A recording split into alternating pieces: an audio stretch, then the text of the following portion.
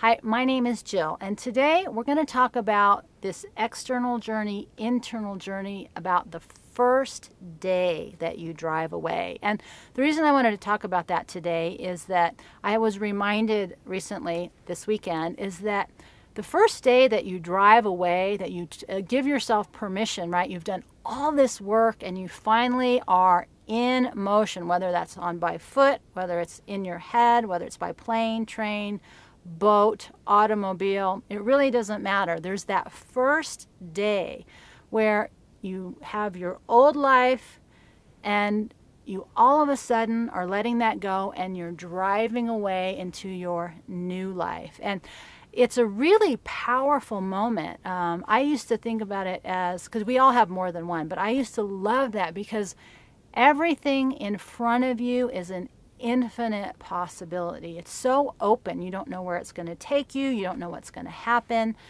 It's infinite potential and possibility.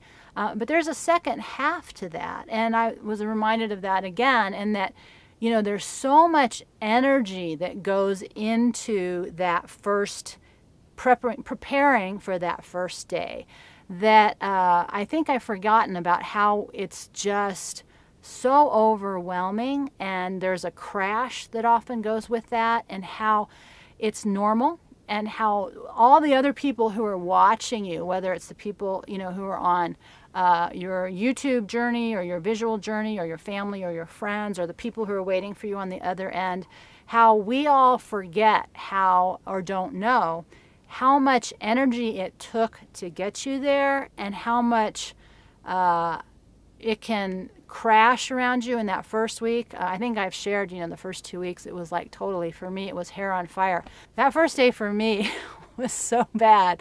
I don't think I've shared this story. I think I said I would do it later, but I just wanted to do the brief version was, you know, it was in the middle of summer. It was in August, so it was like 10 billion degrees outside, and I had the old Bronco. So I didn't want it to overheat because it was pulling too much weight. So I wanted to get out really early and had to drive down the hill to the flats where my trailer was stored.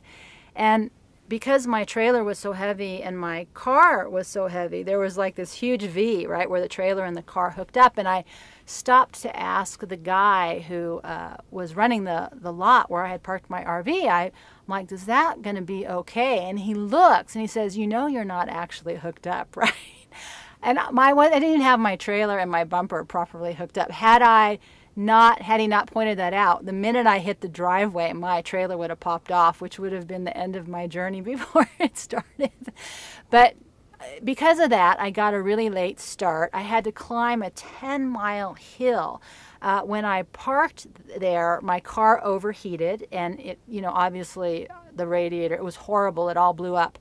I'm like, oh my God, did this journey end? So again, I got pushed even further back behind. My goal had been to get to Blythe. So I got a late start out of there because I had to wait for my car to cool down. So then, you know, I'm driving. I had my little temperature gauge inside. It was 107 degrees inside my car. Well, remember, I had my 2 cats inside the car with me, and cats aren't supposed to get heated up to about their own body temperature, which is like 101, 102. I look at my cats who are in this dog cage, which is material, it wasn't wire. They're both exhibiting extreme overheating symptoms. So they're, you know, I'm like, I'm going to kill my cats. I'm still about 20 miles outside of Blythe. I pull over, I'm dumping water on them, trying to cool them down. So I get into Blythe. I am hysterical because while I'm driving and I'm aware that I'm about to kill my cats if something doesn't change, I can't speed because I can't overheat. I'm hysterical. This poor guy. So I get to the Motel 6. I've got my cats in this box. I'm pulling them on a pulley that I had rigged up that looked like a wagon. I pull them into the little air conditioning spot where the motel is just to try to cool them down. I can only imagine what I look like, right? Hair on fire, sweaty, hysterical, hyper because I'm all freaked out. It's one of those little 18-year-old kids, you know, pimply face who's looking at me like, and I'm like, oh, you know, I'm just completely wigged out. It was a really hard first day. And I'm going to tell you the first 2 weeks were a nightmare. It wasn't all as bad as that first day, but pretty much it was like that for the first 2 weeks. And so you know, when I love what Jordan Peterson said, is that what is the heaviest thing that you can pick up in the room? And at that point for me, the heaviest thing I could pick up in my life was to leave my entire life behind. But so there's all this energy that culminates in this first moment of infinite potential and possibility in which you're moving away from the old. You have no idea what the new is going to look like. You kind of feel like you should be excited and everything should go smooth. Sometimes it does, sometimes it does not. I don't recommend killing your animals. But it's hard for the people, I think, watching you because they want to participate with you. It's hard for someone like me to help you through that first moment because those first moments are kind of few and far between within your life, but they're so powerful. And I just wanted to share this because I don't want to discourage you from taking that first moment.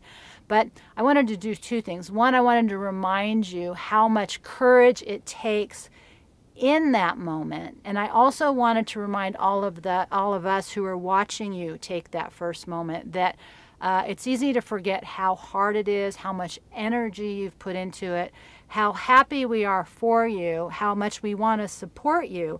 But there's nothing that anybody can do because that is your first moment. That is your first moment of driving into whatever's going to be new for you. So that's the other thing I wanted to share with you in that I love hearing about your stories. I love hearing about your first moments and your plan for your first moments. And I'm finding myself having some really interesting experiences these last 2 weeks. And I can feel that there is a change coming. I'm not exactly sure what that's going to look like with you. I am nervous about what's going on inside with me. But this morning I got a lot of clarity around how that's going to look. And you'll be following that with me in these videos. But I just wanted to check in with you on this today as a Monday morning and remind us all there's nothing more exciting than our first moment. That first moment we have the courage to drive away and the infinite potential and possibilities that lie in front of us and how hard it can be, how much energy it takes. Crashing is normal. And that for those of us who want to support you, we don't know how, and there's really not much we can do other than just know that you're going to be okay, and also that we're ready and waiting for whenever you are ready to re-engage with the rest of us here who are watching you. I think that's really important. As important as it is to find your journey and participate in your version, it's also really important to support people as they are finding theirs. And I think it's really hard when it's our kids or our loved ones because we want to be able to do more for them.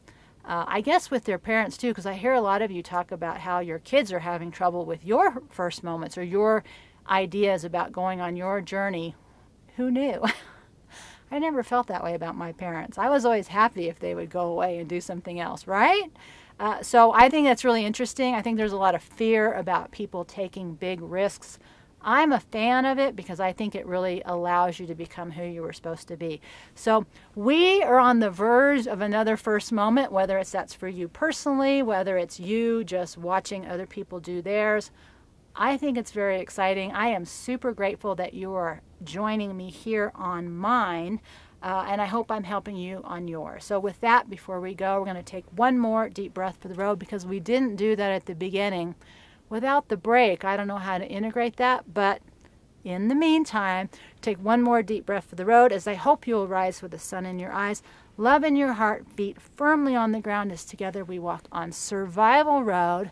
That's where my journey takes me, and I'm inviting you to go with me one day at a time. I hope you will live free and die wild, my friend.